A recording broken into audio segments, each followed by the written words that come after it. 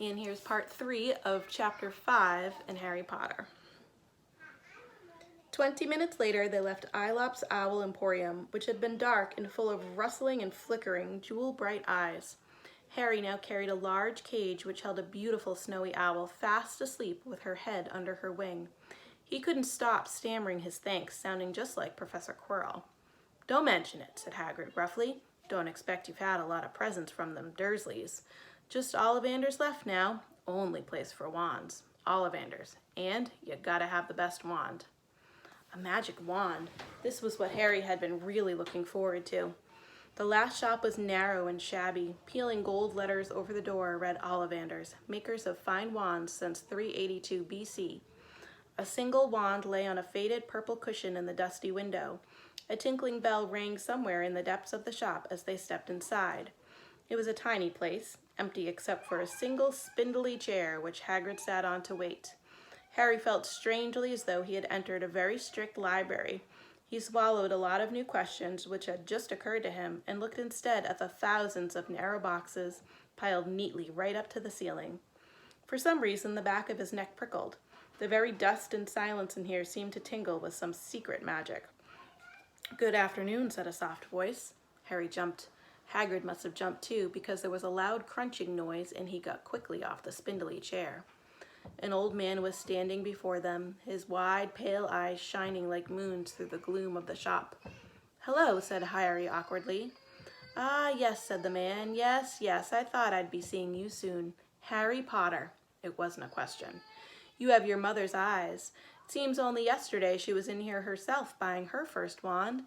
10¼ inches long, swishy, made of willow. Nice wand for charm work." Mr. Ollivander moved closer to Harry. Harry wished he would blink. Those silvery eyes were a bit creepy. "Your father, on the other hand, favored a mahogany wand, 11 inches, pliable, a little more power and excellent for transfiguration. Well, I say your father favored it. It's really the wand that chooses the wizard, of course." Mr. Ollivander had come so close that he and Harry were almost nose to nose. Harry could see himself reflected in those misty eyes. And that's where... Mr. Ollivander touched the lightning scar on Harry's forehead with a long white finger. "I'm sorry to say I sold the wand that did it," he said softly. 13½ inches, powerful wand, very powerful, and in the wrong hands? Well, if I'd known what that wand was going out into the world to do. He shook his head and then, to Harry's relief, spotted Hagrid. Rubeus Hagrid, how nice to see you again. Oak, 16 inches, rather bendy, wasn't it?" "It was, sir, yes," said Hagrid. "Good wand, that one, but I suppose they snapped it in half when you got expelled," said Mr. Ollivander, suddenly stern. Yes, they did, yes," said Hagrid, shuffling his feet. "I've still got the pieces, though," he added brightly. "But you don't use them," said Mr. Ollivander sharply. "Oh, no, sir," said Hagrid quickly. Harry noticed he gripped his pink umbrella very tightly as he spoke. I wonder why. Said Mr. Ollivander, giving Hagrid a piercing look. "Well now, Mr. Potter, let me see." He pulled a long tape measure with silver markings out of his pocket. "Which is your wand arm?" Well, I'm right-handed," said Harry. "Hold out your arm. That's it."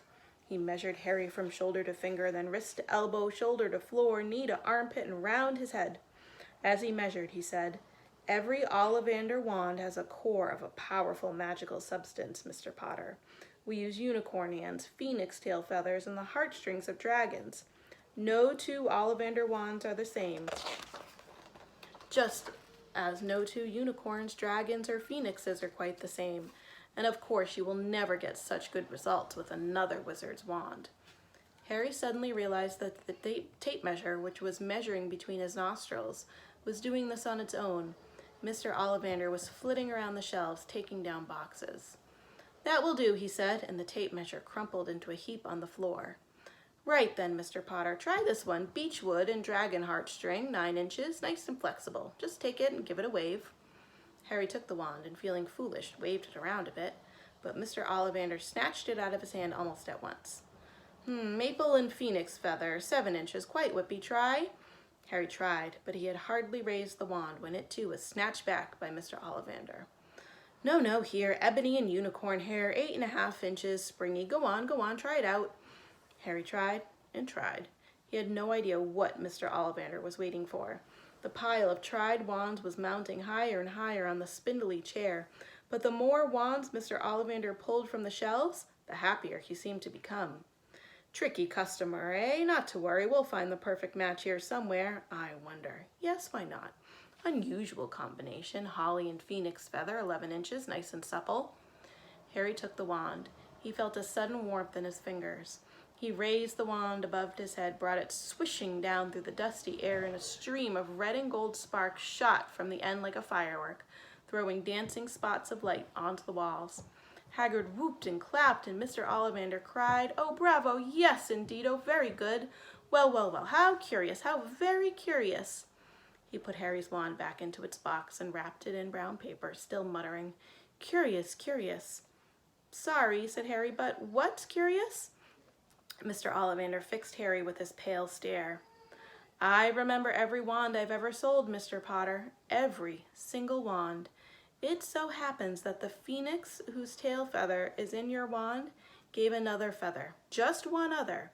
It is very curious indeed that you should be destined for this wand when its brother, why, its brother gave you that scar." Harry swallowed. "Yes, 13.5 inches, you. Curious indeed how these things happen. The wand chooses the wizard, remember? I think we must expect great things from you, Mr. Potter. After all, he who must not be named did great things. Terrible, yes, but great." Harry shivered. He wasn't sure he liked Mr. Ollivander too much. He paid 7 gold galleons for his wand, and Mr. Ollivander bowed them from his shop. The late afternoon sun hung low in the sky as Harry and Hagrid made their way back down Diagon Alley, back through the wall, back through the leaky cauldron, now empty. Harry didn't speak at all as they walked down the road. He didn't even notice how much people were gawping at them on the underground, laden as they were with all their funny-shaped packages, with the sleeping snowy owl on Harry's lap. Up another escalator, out into Paddington Station. Harry only realized where they were when Hagrid tapped him on the shoulder.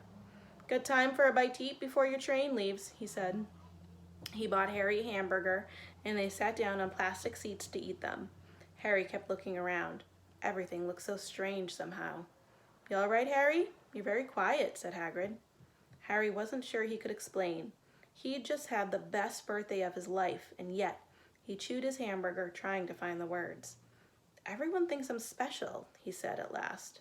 "All those people in the leaky cauldron, Professor Quirrell, Mr. Ollivander, but I don't know anything about magic at all. How can they expect great things? I'm famous and I can't even remember what I'm famous for. I don't know what happened when the night my parents died." Hagrid leaned across the table. Behind the wild beard and eyebrows, he wore a very kind smile. "Don't you worry, Harry. You'll learn fast enough. Everyone starts at the beginning at Hogwarts. You'll be just fine. Just be yourself. I know it's hard. You've been singled out, and that's always hard. But you'll have a great time at Hogwarts. I did, still do, as a matter of fact." Hagrid helped Harry onto the train that would take him back to the Dursleys, then handed him an envelope. "Your ticket for Hogwarts," he said. "1st of September. King's Cross. It's all on your ticket. Any problems with the Dursleys, send me a letter with your owl. She'll know where to find me. See you soon, Harry." The train pulled out of the station. Harry wanted to watch Hagrid until he was out of his sight. He rose in his seat and pressed his nose against the window, but he blinked and Hagrid had gone.